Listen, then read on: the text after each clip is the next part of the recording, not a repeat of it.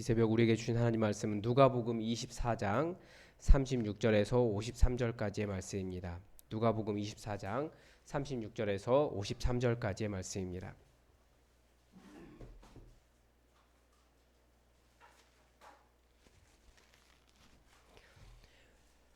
우리 하나님의 말씀을 다 함께 읽겠습니다. 이 말을 할 때에 예수께서 친히 그들 가운데 서서 이르시되 너희에게 평강이 있을지어다 하시니 그들이 놀라고 무서워하여 그 보는 것을 영으로 생각하는지라. 예수께서 이르시되 어찌하여 두려워하며 어찌하여 마음에 의심이 일어나느냐. 내 손과 발을 보고 나인 줄 알라. 또 나를 만져보라. 영은 살과 뼈가 없으되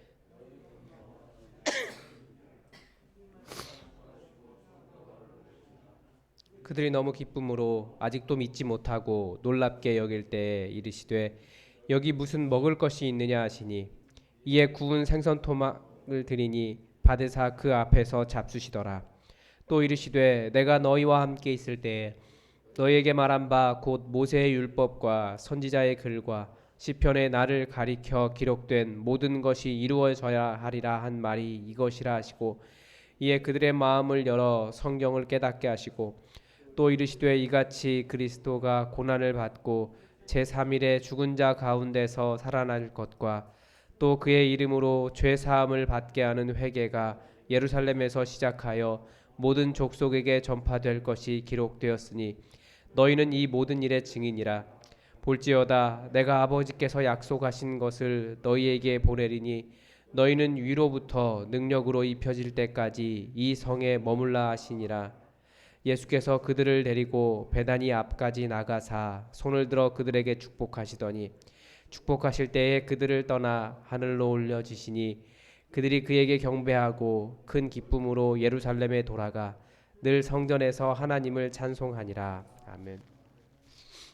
오늘 누가복음 마지막 부분입니다. 먼저 시간이 언제냐면 이 말을 할 때입니다. 그러니까 언제입니까? 예수님이 다시 사셨다, 예수님이 다시 살아나셨다라고 하는 이야기를 하고 있을 때, 제자들이 빈 무덤에 대한 이야기도 하고 예수님이 살아나셨다라고도 이야기하니까 정말 그것이 맞는가, 사람이 살아나는 일이 있는가, 예수님이 그렇게 말씀하셨던 것이 이 일인가, 다들 반신반의하고 그렇게 하고 있을 때에 예수님께서 친히 그들 가운데 서셨다라고 말씀하십니다. 그러니까 그들이 누구입니까? 제자들입니다. 참 은혜가 되죠. 제자들도 예수님 부활 소식을 다 완전히 믿지 못했습니다. 그래서 예수님께서 친히 그들에게 보여주셨습니다. 그래서 믿겨지지 않는 것이 사실입니다. 부활이. 그러나 우리는 부활을 믿고 그것을 전파하는 자들입니다. 그리고 그 예수님께서 그들에게 나타나셔서 너희에게 평강이 있을지어다 라고 말씀하셨습니다. 우리가 잘 아는 말이죠. 그냥 샬롬입니다. 혼란스러운 제자들에게 건네신 예수님의 첫 마디가 샬롬, 너에게 평강이 있을지어다. 그 혼란스럽고 두려워하고 예수님의 시체는 없어졌고 정말 부활이 있는가 믿음이 없는 그들에게 예수님이 전하신 말은 이 말씀이십니다. 이것도 역시 위로가 됩니다. 우리가 다들 믿음이 연약한 자들이지만 주님은 우리에게 찾아오셔서 샬롬, 평안의 인사를 먼저 건네신다는 것을 예수님의 성품을 다시 볼 수 있습니다. 근데 그들이 놀라고 두려워하고 있죠. 제자들의 반응이 이것이었습니다. 예수님께서 그 반응을 아시기 때문에 지금까지 사람이 죽었다가 살아난 일이 없기 때문에 누구도 믿지 못하는 그 일, 그것 때문에 예수님께서 부활이 확실함을 보여주십니다. 그것이 뭡니까? 내 손과 발을 보고 나인 줄 알아라. 분명하게 증거를 보여주시는 겁니다. 또 나를 만져보아라 라고 말씀하십니다. 즉 부활하신 예수님의 증거를 보여주시는 겁니다. 그래서 지난 주일에도 말씀드렸지만 우리는 어떻게 부활할 겁니까? 우리들도 이렇게 부활하는 겁니다. 이 육신으로 부활하는 거예요. 대신에 예수님처럼 문이 다 잠겨 있어도 요한복음에는 문이 잠겨 있는 상태에서 예수님께서 갑자기 나타나신 걸로 이야기하고 있잖아요. 그러니까 그런 육신의 부활된 육신을 입고 우리도 이 땅에 부활하게 될 것이다 라고 하는 소망을 예수님께서 미리 보여주셨습니다. 그리고 이 말씀을 하시고 손과 발을 보이시는데 사람들이 너무나 놀랍게 여기는 거예요. 기쁘기도 하지만 여전히 믿어지지 않는 거죠. 그러니까 예수님께서 하나를 더 하십니다. 그게 뭐냐면 먹을 것을 드시는 거죠. 아마 부활한 육체도 먹을 것을 먹어야 되나 봅니다. 우리가 뭐 나중에 가봐야 알겠지만 아무튼 바드사 그 앞에서 잡수셨습니다. 그러니까 식사도 하신다라고 하는 것을 보여준 거죠. 이게 부활의 증거입니다. 실제로 살아나신 거예요. 그리고 그들에게 왜 너희가 이것을 믿지 못하느냐라고 하면서 이미 예수님께서 44절에서 너희와 함께 있을 때에도 너희에게 이미 모세의 율법과 이번에는 성경이 좀 더 확정됩니다. 모세의 율법 이것은 토라를 이야기하고 선지자의 글은 그 선지서를 이야기하고 시편 성문서를 이야기합니다. 이거 보통 이 성경이라고 해서 구약 성경을 가리키는 말입니다. 그러니까 타낙 이 앞자리만 요약을 해서 따서 타낙이라고 부르거든요. 성경을 구약 성경을 이스라엘 사람들이 그런데 그것을 다 이야기하는 겁니다. 이게 다 예수님을 가리켜서 기록된 모든 것이라고 가르쳐 주시면서 이루어져야 한다. 그러니까 모든 것이 다 예언서로 하나님께 예수님에 대해서 이루어져야 되는데 그것이 바로 이것이다라고 이야기합니다. 이것이 무엇이겠습니까? 예수님께서 부활하신다. 그리스도께서 오시고 다시 살아나신다. 그리고 또 하나가 있습니다. 바로 너희가 열방의 빛이 될 것이다. 이것입니다. 그래서 그들의 마음을 열어서 성경을 깨닫게 하시고 그리고 또 그러니까 여전히 예수님의 관심이 이거죠. 뭐냐면 제자들이 예수님에 대해서 바르게 알기를 바라시는 겁니다. 계속해서 예수님의 관심은 누구에게 있냐면 우리에게 있습니다. 정말 우리가 예수님의 부활을 확실히 믿고 있느냐, 정말 부활의 증인되고 있느냐, 말씀을 깨닫고 있느냐, 말씀에 기록된 예수님의 일들을 믿고 있느냐, 예수님은 우리에게 이것을 계속해서 요구하십니다. 그런 거 보면 우리가 계속 예수님을 알아가야 될 이유가 있죠. 그리고 이제 47절에서 이렇게 이야기합니다. 이제 그의 이름으로 죄사함을 받게 하는 회개가 그리고 예루살렘에서 시작해서 모든 족속에게 전파될 것이다 라고 성경에 기록되어 있다는 거예요.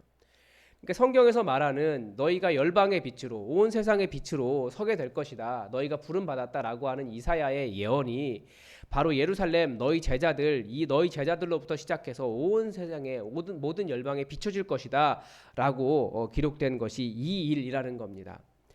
그래서 제자들의 사명을 분명히 가르쳐 주시고 계시죠. 그래서 제자들에게 계속해서 이때부터 주어진 사명이 있습니다. 계속 예수님 말씀하시는 것이 있어요.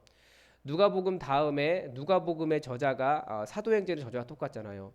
그 두 본문의 저자 제자들의 그 누가가 제자들의 사명으로 주고 있는 것은 다 하나입니다. 너희는 이 모든 일의 증인이라. 제자들로서 그래서 우리가 점검할 일이 있다면 계속해서 내가 정말 증인으로서 사역하고 있는가?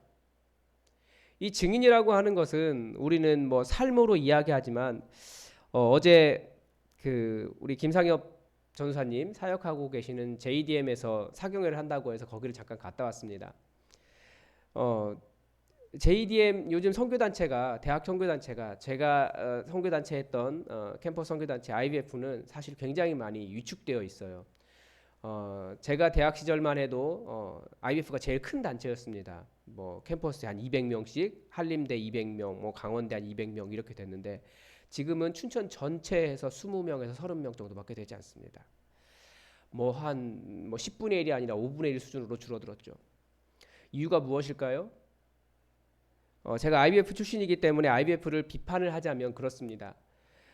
지성사회 복음화 이야기하면서 똑똑한 거 많이 추구했어요. 큐티 열심히 했고요. 성경 공부 열심히 했습니다. 빛으로 소금으로 이런 책 내면서 뭐라고 할까요? 삶으로 복음을 증거해야 된다. 이런 얘기 많이 했습니다. 세상에 들어가야 된다라는 얘기 많이 했고요. 그런데 정작 하지 않은 일이 있습니다. 직접적으로 복음을 전하지 않은 거예요. 너희가 이 일의 증인이다. 말씀하셨는데 증인으로서의 사역 그것은 변화된 삶만을 이야기하는 게 아니에요. 그건 믿지 않는 사람들도 다들 착하게 살려고 해요. 똑같습니다. 그리고 꼭 그리스도는 아니어도 이미 이 땅에 그리스도의 정신, 기독교의 정신이 많이 퍼져 있기 때문에 사랑, 섬김, 복지, 그런 것들 사회사업 많이 퍼져 있습니다. 이제는 정부가 다 해요. 그리스도인만 할 수 있는 것, 바로 예수 그리스도의 부활을 증거하는 것, 이거 증인들인 그리스도인들밖에 하지 못합니다. 그런데 그 일을 하지 않기 때문에 결국은 줄어드는 거예요. 논의를 많이 하더라고요. 어떻게 하면 복음을 전할 수 있을까? 전략을 많이 개발하더라고요. 그러면 무엇입니까? 무엇합니까? 복음의 증인, 분명하게 예수님이 살아나셨다, 복음을 증거하지 않으면, 우리 입으로 말하지 않으면 복음은 전파되지 않습니다. 그래서 증인으로서 우리가 사역하고 있는가, 그것을 점검해 봐야 되고, 예수님께서 이 일을 위해서 우리를 부르셨다라고 하는 것을 분명히 기억해야 됩니다. 그러나 위로가 되는 것이 있습니다. 그게 뭐냐면 예수님께서 우리를 그냥 가라고 하지는 않으신다라는 거예요. 예수님도 사역을 시작하실 때, 물론 그 전부터 능력이 있으셨지만 사역을 시작하실 때, 세례받고 물에서 올라오실 때 성령님께서 임하셔서 그때부터 예수님께 사역하셨습니다. 마찬가지로 제자들에게도 너희는 위로부터 능력으로 입혀질 때까지 이 성에 머물라, 그러니까 예루살렘 성에 머물러 있어라. 그러니까 복음을 전하는 일은 누가 하는 겁니까? 성령님께서 하시는 겁니다.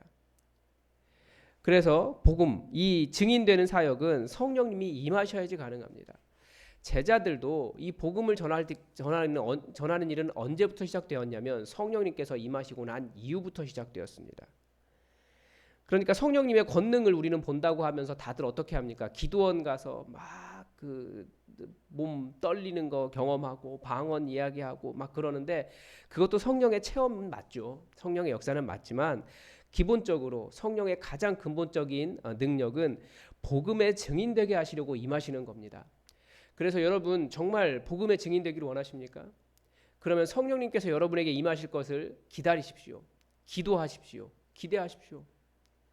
그리고 성령님께서 보내주시는 사람들, 성령님의 음성을 분별하면서 성령님께서 보내주시는 사람들, 만나게 하시는 사람들, 성령님의 인도를 구하십시오.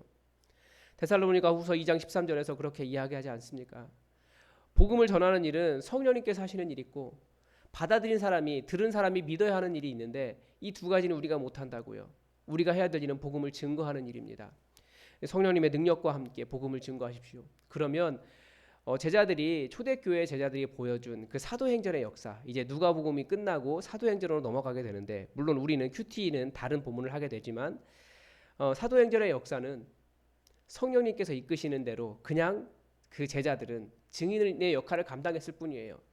성령님께서 그런데 그 교회를 확장시키시고 복음을 전할 사람들을 만나게 하시고 복음이 필요한 사람들을 만나게 하시고 그런 주변 사람들 사랑하게 하시고 그러면서 공동체가 퍼져나가게 하셨습니다. 성령님께서 세우시는 하나님 나라의 계획이 있습니다. 문제는 거기에 서야 될 이 증인들이 없는 거죠. 하나님께서 우리를 이곳에 세워주신 이유가 이렇게 복음의 증인되어서 성령님께서 인도하시는 그 역사를 따라가라고 하시는 것인 줄 믿습니다. 우리에게 2000년이나 흘러서 그 복음의 증인들이 우리에게 전해준 이 복음의 역사가 이제 우리를 통해서 또 이 춘천 지역에, 또 나아가 전 세계까지 우리를 통해서 풍성하게 열릴 수 있도록 우리가 기도합시다. 그리고 마지막으로 예수님께서 이제 승천하시는데 제자들이 52절에 보니까 큰 기쁨으로 예루살렘에 돌아가서 늘 성전에서 하나님을 찬양했다라고 이야기하고 있습니다. 저 이것을 보면서도 우리가 예배하는 자세를 다시 한번 돌아보게 됐습니다. 사순절이라고 해서 굉장히 사순절을 우리가 경건하고 엄숙하게 보내잖아요. 우리 죄인이다라고. 그래서 뭐 할렐루야 찬양도 안 하게 되어 있어요. 교회 전통에 따르면. 그런데 주일만은 할렐루야 찬양하고 주일만은 사순절 기간에서 빠져 있습니다. 주님께서 부활하신 날이기 때문에 기쁨으로 예배 드려야 된다라고 가르치기 때문에 그런 건데, 그런데 우리는 사순절 때도 약간은 좀 너무 우울했던 것 같아요. 이게 아니구나. 그리고 부활의 자세도 사순절을 그런 이야기도 하더라고요. 사순절을 6주간을 보내게 되는데 우리 부활은 부활절 하루만 보낸다는 거예요. 이게 잘못됐구나. 우리의 예배의 자세, 우리가 하나님을 바라보는 자세, 부활하셨기 때문에 큰 기쁨으로 우리가 늘 찬송하며 기쁨으로 살아가는 것, 이것이 주님께서 우리에게 주신 부활의 기쁨이구나라고 하는 것을 알게 되었습니다. 그래서 여러분들도 우리가 다시 한번 우리의 예배가 항상 기쁨의 축제가 될 수 있도록 우리가 그렇게 주님의 부활을 항상 기억했으면 좋겠습니다. 그래서 오늘 잠깐 제가 생각해 본 것은 믿음은 어디서 시작되는가라고 하는데, 제자들의 믿음이 어디서 시작됐습니까? 예수님이 계실 때 그들이 예수님을 제대로 믿는 사람들이 아니었어요. 그런데 그들의 믿음은 어디에 시작되냐면 자기들이 믿음 없다는 것을 깨달은 절망의 끝에서 믿음을 발견하게 되었습니다. 그래서 사람에게 절망의 끝으로 이렇게 가보면 거기에서 하나님의 필요를 알 수 있다고 하잖아요. 예수님은 돌아가셨고 예수님의 시체는 없어졌다고 하고 또 어떤 사람은 혼란스럽게 다시 살아나셨다라고 이야기하고 믿을 수 없는 이야기를 하고 있는데 거기에서부터 믿음이 시작될 수 있습니다. 그래서 우리가 모든 것이 끝났다고 생각하지만 거기에서 정말 하나님의 필요를 느끼면서 믿음이 시작될 수 있다라는 것을 기억했으면 좋겠습니다. 오늘도 함께 눈을 감고 묵상하셨으면 좋겠습니다. 성령님께서 말씀을 통해서 내게 하시는 말씀이 있을 겁니다. 우리가 성령님의 음성을 분별하는 연습을 계속 해야 될 겁니다. 성령님께서 내 안에서 역사하실 수 있도록 여러분의 공간을 내어드리고 말씀 속에서 성령님께서 말씀하신 것을 한번 들어보시기 바랍니다. 그래서 예수님은 어떤 하나님이신가? 그 예수님께서 내게 무엇을 원하시는가? 나의 사명은 무엇인가? 그리고 그 예수님께서 오늘 내게 왜 오셨을까? 이 말씀을 가지고 내게 왜 찾아오셨을까? 생각하시고 또 절대 잊지 마실 것은 예수님께서 우리를 너무나 사랑하신다는 거예요. 너무나 사랑하시기 때문에 이 모든 일을 행하셨다라는 것을 기억하시면서 여러분 말씀을 묵상하시기 바랍니다. 다 함께 기도하겠습니다.